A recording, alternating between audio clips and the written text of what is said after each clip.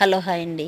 కరివేపాకు చెట్టు గుబురుగా పెరగాలంటే కనుక ఈ విధంగా పూత అయితే వస్తుంటుంది కదా, ఫ్లవరింగు. ఆ వచ్చిన పూతనంతటినీ కూడా మీరు చక్కగా విరిపేయాలి.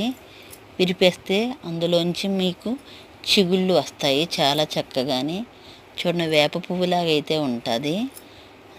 లేకపోతే కనుక అసలు ఆకైతే కాయదు, చెట్టు కూడా మూడు బారిపోయినట్టుగా అయిపోతుంది. ఇలాంటి టిప్స్ మీరు వినాలనుకుంటే సబ్స్క్రైబ్ చేసుకోండి. పక్కనే ఉన్న గంటకాలను అయితే నొక్కండి. నేను పెట్టే ప్రతి వీడియో మీకు అందుబాటులో ఉంటుంది. Vishnu Gauri life style. చూసారు కదా, కరివేపాకు చెట్టుకి ఎంత పూత అయితే వస్తున్నదో చూడండి. ఎంత గుబురుగా ఉన్న చెట్టు ఉన్నదో కూడా మీకు ఫుల్ వీడియో అయితే పెట్టాను నేను. సబ్స్క్రైబ్ చేసుకుంటే నేను పెట్టే వీడియోస్లో మీరు చూడొచ్చు చక్కగా గార్డెనింగ్ అంతా కూడాని.